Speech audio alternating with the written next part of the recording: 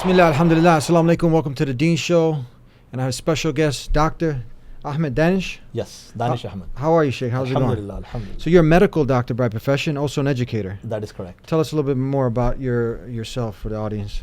Well, I grew up in India. I came to the US when I was 25 years of age, about 15 years ago.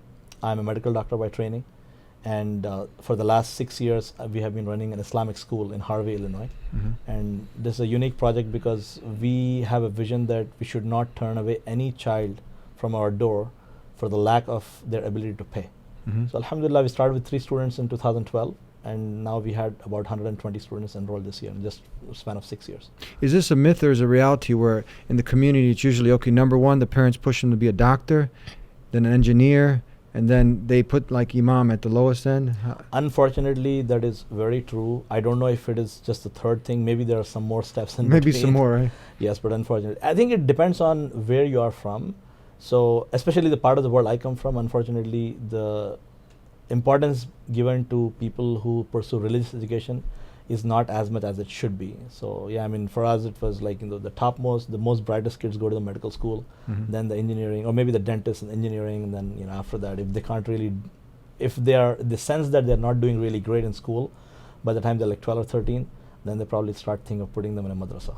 But how would you change the mindset, and what do you think are some fields, especially nowadays in the growing Islamophobia climate, where Muslims should be a part of these certain fields that are out there that you'd recommend, instead of just these 2 or 3? Absolutely. So I think the focus has to change from education purely as a means of gaining livelihood, because I think that's at the core of the issue. I'm sure that tomorrow, if you were to make sure that every imam gets paid $200,000 a year, everyone will be flocking to become an imam. So I think that's the core issue. So I think going forward, we have to really go back to what our predecessors did. We have to make sure that our education is not dichotomized like what it is right now. So right now, it's like either you pursue religious education, becoming a scholar, or you pursue purely secular academics with the aim that, okay, I'm going to become a doctor, engineer, make good amount of money. So those 2 things are very important, that we should break that cycle. We should not have this dichotomy in our education. We should make sure that we are giving our children wholesome education right from when they are kids, by 5, 6 years of age, and we have to hone them in both. We have to make sure that they get good, solid foundation in Islamic education. At the same time, they excel at their academics, English, math, science, social. So by the time they are 17 years of age, we want them what I want to call them pluripotent cells. So pluripotent cells are when we are an embryo, these cells are not specialized yet. This cell can become your brain cell, it can become your eye, it can become your ear cell, it can become your liver cell, whatever. It's specialized. It's not specialized, but it will specialize after that phase. So we want our kids to be such when they're 17 that after that, if they become a doctor, so be it. They become an engineer, so be it. If they become a scientist, so be it. If they get into media and mass marketing, so be it.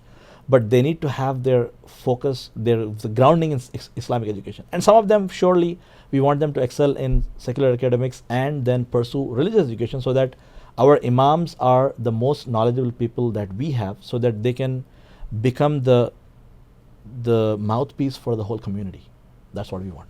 MashaAllah. When you were giving a talk, you gave an example. And what do you think this does when the student comes to the university and a professor, he writes on the wall, on the board, he says, "No God here."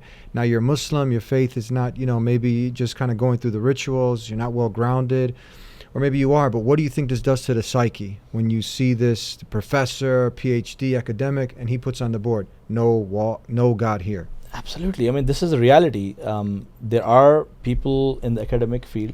We didn't just make this up. This is happening. No. This happened to my friend who actually mentioned this, that I didn't grow up here. I didn't go to college here. I went on to I did only my residency training here, but he's born and raised here. So he said he took a class in psychology. This was college level class.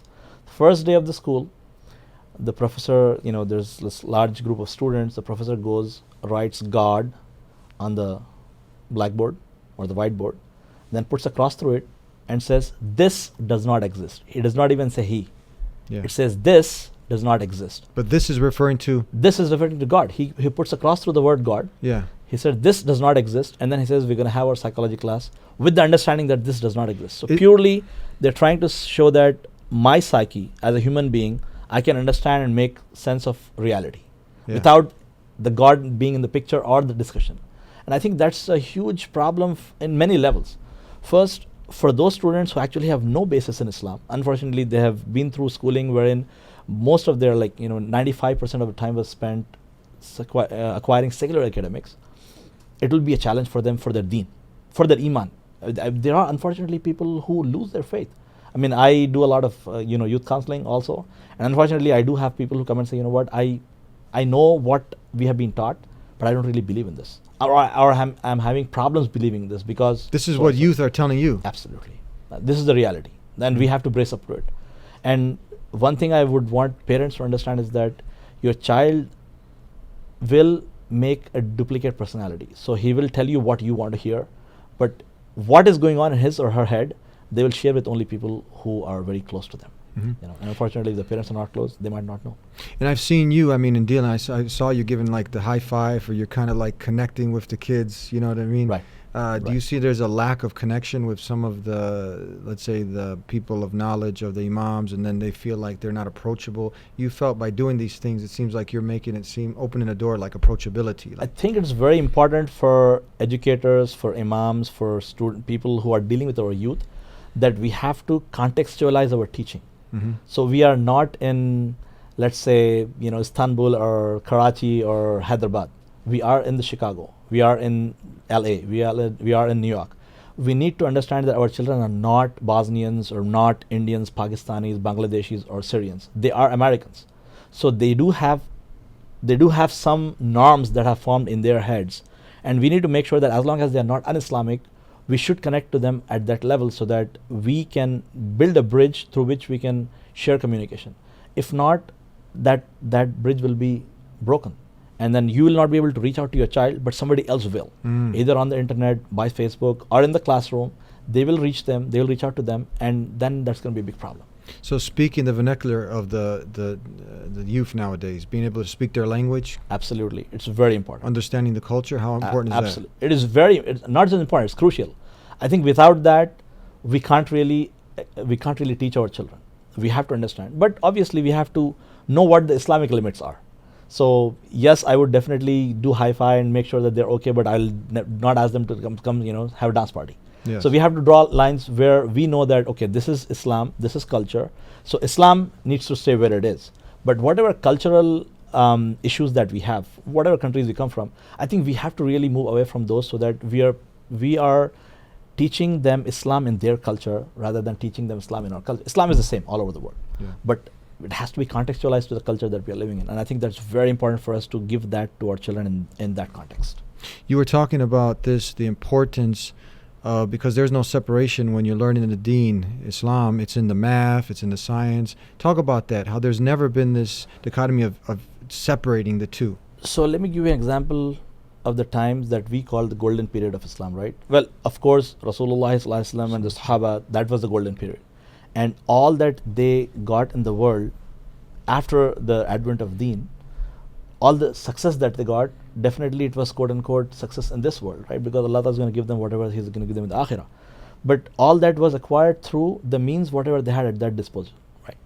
But if you fast forward to maybe about 12th century AD, when you're talking about the time period of Imam Ghazali rahimahullah, all these scholars, they were polymaths.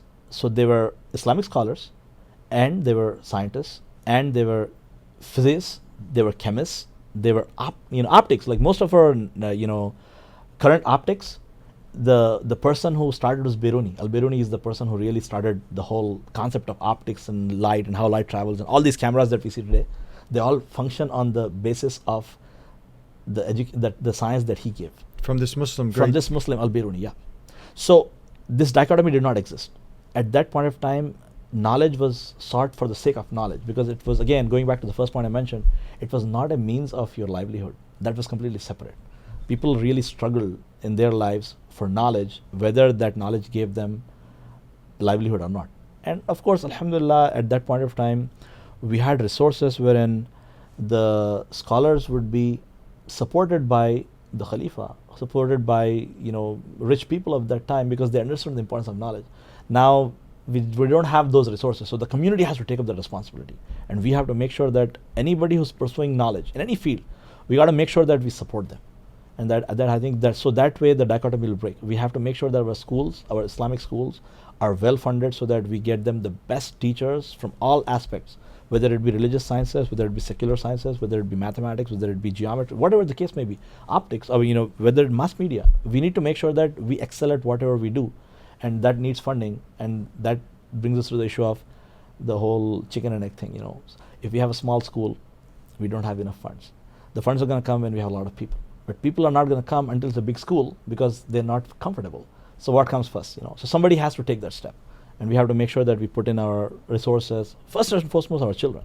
We need to put in our children in right institutions so that we are safeguarding their deen, and we let them form a norm of Islam in their brain, which can be applicable to the current context. Yeah. I don't know if you agree with me here or not, but I think I have a right to speak on this because I grew up here, I was born here, I went to the public institutions. Do you think some people who come from overseas or some parents who don't know the culture, don't know the schooling system, they're naive thinking that they can send their kids to a public school, public high school, even a private school, and have them come out, right? Fine. I think that is the biggest challenge that I have so far encountered with all my my involvement in these projects. The big problem is not the children; it's the parents. We really have to convince them that there is something. So in Deen we have. I heard it compared to like spiritual suicide. Like, and some sheikhs that even say it's like flushing your kid down. I don't know if I'm coming too hard. Like flushing them down a toilet. Well, because all of the crazy stuff they're exposed to. Absolutely. I mean, I will put a caveat though that because you always have some extremes. Yeah. But in general, the example I give this is, if you have a car that is 1997, it's a beat up van, the tires are bald, you don't have lights, and it's dark and raining. You can still reach your destination, but there's a very good possibility you're going to meet with an accident. Yeah. So I think that's the example of the public school system here. Yeah. Not every child will come out real bad, but very likely they will get affected, their psyche. So that's one thing. But if you have a new car, brand new car, and then it's bright daylight and then traffic is fine, most likely you will reach your destination. So I think that's the example of what we should provide to our children in the schools, our schools. So we really need to make our own schools, because the amount of un-Islamic influence that our public school systems have on children is unfathomable, especially as you mentioned for people who are immigrants who have not really been to schools here. They cannot even imagine what we're talking about. Give us some examples, because there's Christians and Jews who would agree with some of they hold to many good morals that are there in Islam. Same thing, it's a good commonality, but we're losing all those. Those things are like out the window. Give us some examples so we can hit home. Let me give you an example.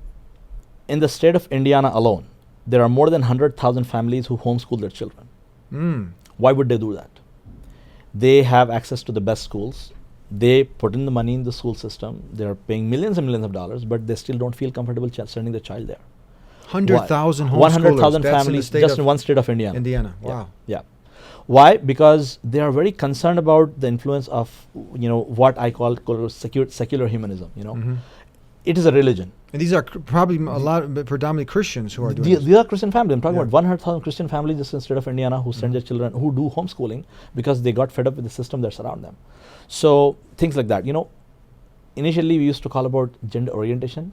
Now it's even an issue of gender identity. Now what's going on is that the child is said, you can choose what you want to be, what you want to be called, what you want to be addressed when you're old enough. I mean, as recently I saw a cartoon wherein the mom and the dad are sitting with the children.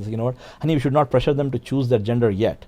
They will choose it whenever they choose it when they grow up. This is happening now. Yes. So you have a chance of sending your kid, who's a boy, to, let's say, this is one of these institutions, and then he comes out and says, no, I'm a girl.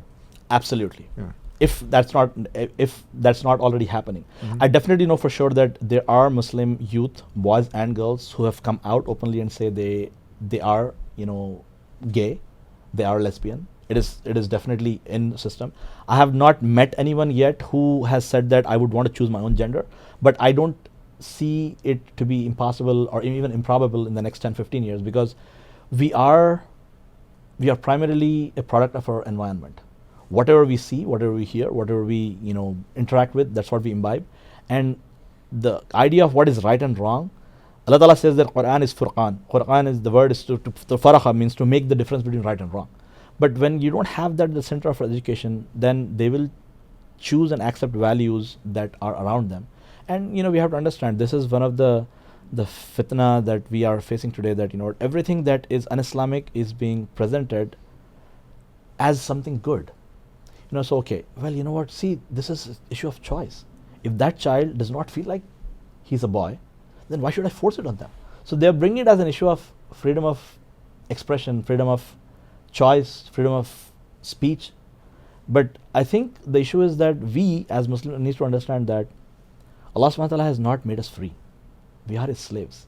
He made us whatever He made us. And Allah ta'ala has given us responsibilities based on what He has made us. So that is something that's really important. We need to be aware that yes, these children, when they go there every single day for 8 hours a day, 17 hours, 17 years of their life, they're exposed to what they're being exposed to, whether it be issues with gender identification or gender orientation, whether it be other values, marriage, the lack of so on and so forth. That's one part. So there are two main ways that the children, I think, get affected. One is the shubhat, the doubts that they creep in their mind because of what they see. If you see something that is so common, and then you tell them that no, that's not right, they're gonna have a doubt. Second thing is shahwat, the desires. What they are exposed to every single day. The nudity and the free mixing, and the fact that they have no limits on their relationships. I think that those two things are very, very detrimental to our children. So that's the reason why I think, because Allah Ta'ala says, Ya ayyuhalladhina amanu qu anfusakum wa ahlikum nara, O people who believe, save yourself and your families from the fire. And I think we have to make sure that we establish institutions wherein we can give this to our children. You're a great example, Dr. Danish, that you're a medical doctor, you're an educator, but you're still holding on to the way of life that was sent by the Creator of the heavens and earth. You're still living your purpose, and from that purpose, that's how a human being gets peace. But many people, they see this contradiction. Well, you can't do the two, but you're a great example of being able to do that. I mean, I would really be afraid to say that I'm a great example, but alhamdulillah, whatever I have seen here, I am not the only person. I know lots and lots of people, alhamdulillah, who are really holding out with the deen and doing great work, and at the same time they're excelling in their secular academics. Yeah. I mean, one of the teachers you probably already know, very famous in Chicago, Sheikh Hussain Abdul Sattar. He's a pathologist at UFC. I mean, one of the top-notch institutions in the whole world, if not the US, the whole world. And he still is a very, traditional teacher of deen, so on and so forth. So it's not impossible. It's just that we have to set our priorities, make sure that our children get their normative psychology in place for the first 16, 17 years. And then, inshallah, we hope that they are so strong in their deen that when they are 17, when they go to college, they will not follow trends, they will set trends. Yeah. They will say, someone calls them to a disco party and then they'll call them to drugs and violence and sex. They're going to say, you know what, I can't do this.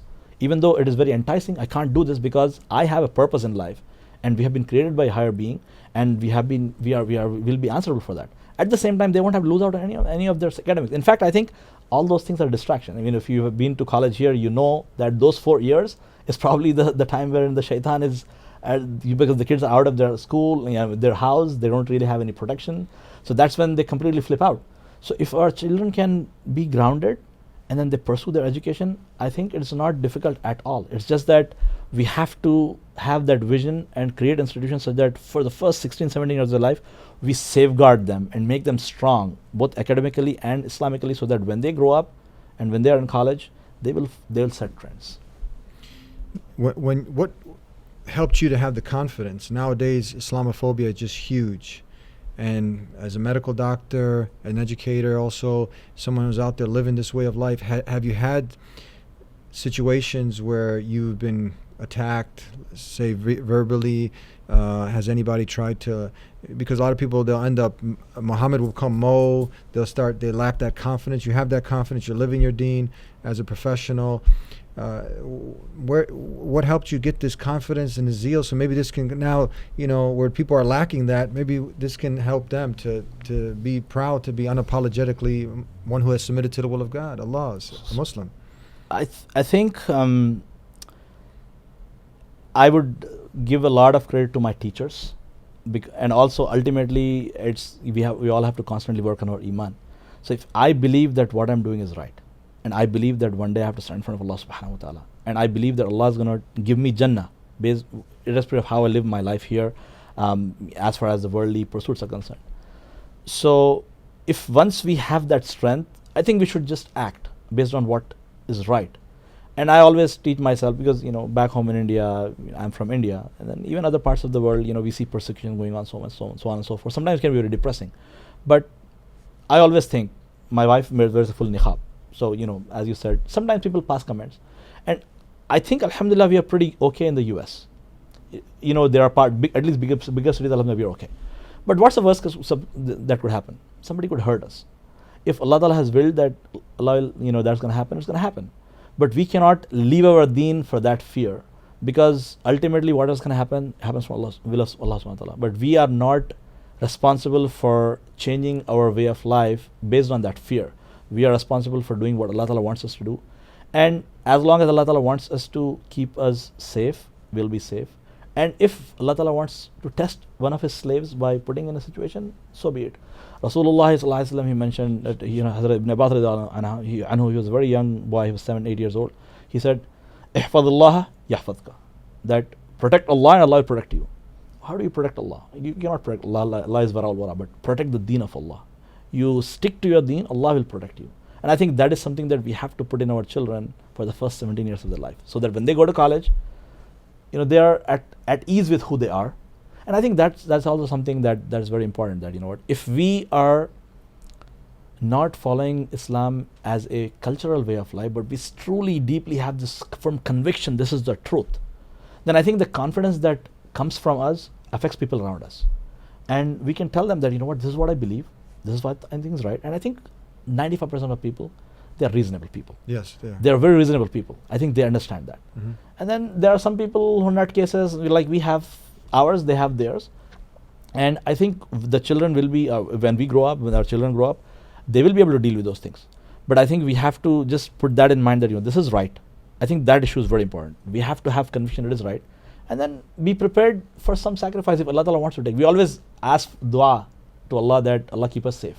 But if some harm comes to us, harm has come to the Anbiya, harm has come to Sahaba, harm has come to all our predecessors, and sometimes Allah Ta'ala puts people in situations that Allah Ta'ala wants to test when they are more beloved to Him. And we should be ready for that. Yeah, absolutely. As ridiculous as we know it is, but sometimes people who tune in and they are really zapped with all the propaganda that's out there. How do you address the issue when someone tries to equate a Muslim or Islam with terrorism? How do you answer that?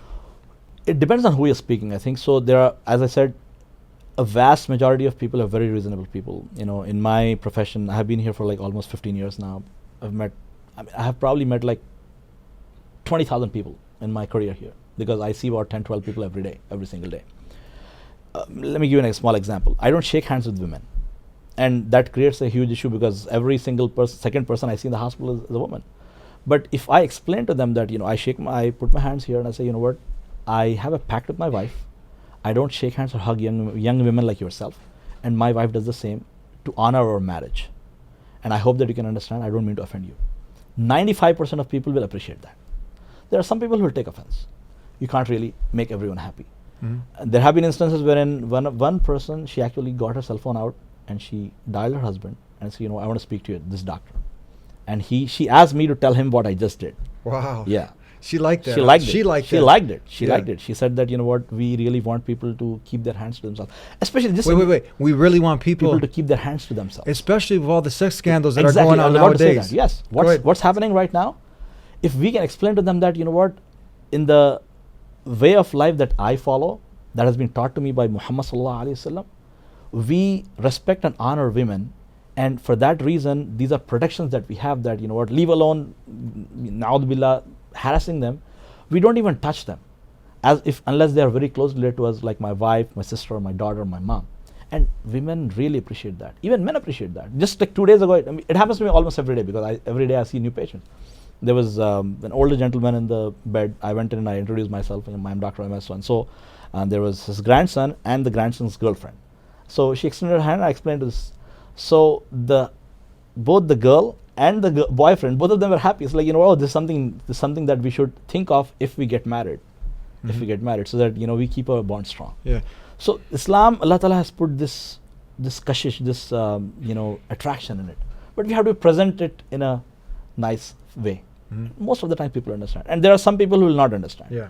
And these are the people who Allah Ta'ala has put a veil on their heart. Yeah. And that we have to just prepare, because we can't make everyone happy this way. Yeah. So then you make this example, and then how do you now, when you were leading into the question, as far as like when people try to make Islam like it's violent and Right. So this is. I think education. I think it's educating people. But I think the most important part is how we behave as Muslims in our workplaces. Our attitude behavior, and our attitude. We want to be seen as people who are helpful. We want to be seen as people who are punctual at work. We excel at what we do, and we are respectful to people. And when those things are set, because I always give the example, Rasulullah sallallahu alaihi wasallam, before he was given nubuwah, before he became a nabi, for 40 years, he had his credibility in Makkah. For 40 years, people used to call him his sadiq, his amin. He was the truthful. He's the trustful person. Yeah. We want that to be the case with the people. When I work for someone for 20 years, and that person says, what, no, this person is a truthful and honest person, I think when I say something, they will listen. Yeah. When you say something, they will listen. But we have to be that person. And that is more of us working on our own selves than the people around us. And also the propaganda can help only to an extent for the people. Like, somebody wants to make people think that Muslims are terrorists, so on and so forth. But let's say the 20,000 people I have worked with, if you ask, I'm sure inshallah, in the Allah, 70 to 80% of them will say, what, they're telling these things about Muslims, but I have Dr. Ahmed and plus all these 10 people I have worked with for the last 15 years. And we work with them, we eat with them, we are every day together, and I don't see anything in these people. And all that propaganda that they have done is down the drain. Yeah. But that is something that we really have to, for that we have to make our children such strong personalities that when they go to workforce, they hold on to their deen, and at the same time they are willing to teach people with respect, affection and love what deen is all about, without confronting them. Because idfa' billati hi hasan. Allah Ta'ala says that we have to repel evil with good. Yeah. I like that. That's a nice slogan. We keep our hands to ourselves. Yes. Yes. And especially, like I said, in today's day and age. And I just jokingly tell, what, my wife keeps me on a short leash. Yeah. She doesn't want my hands to touch any other woman. And you have all of these Weinsteins and this person, this Hollywood producer. Right. You got people, not just keeping our hands to ourselves, lowering our gaze, not being alone with the opposite gender. Yes. Yes. And if you implement those things, all of these... And explain them. Though. And explain them, right. the context. I think because, for example, just the same thing, if I just say, I don't shake hands. Yeah. Then you have not explained why you did. Then she will think, oh, maybe she's thinking because women are inferior in his mind. Or maybe he has nothing to do with that. Nothing. That's nothing to do with that. So then it depends on if you have good conversation. Most of the time, this opens up an avenue for dawah. Yes. You tell them then, I do this not because I think you're unclean, because my mom is a woman, my wife, my daughter, my teachers. Not because I think you're inferior, because you are sacrosanct. You are sacred for me. You are someone's daughter, someone's wife, someone's mother, and that's why I want to keep my hands to myself. Yeah. I think any reasonable woman will understand where I'm coming from. Any reasonable human being will understand. That just makes sense. Thank you very much. It was a pleasure having you. Jazakallah khair. Inshallah, Dr. Danish, we'll have you back again. Thank you very much. Inshallah. Assalamu alaikum. Wa alaikum assalam wa rahmatullah.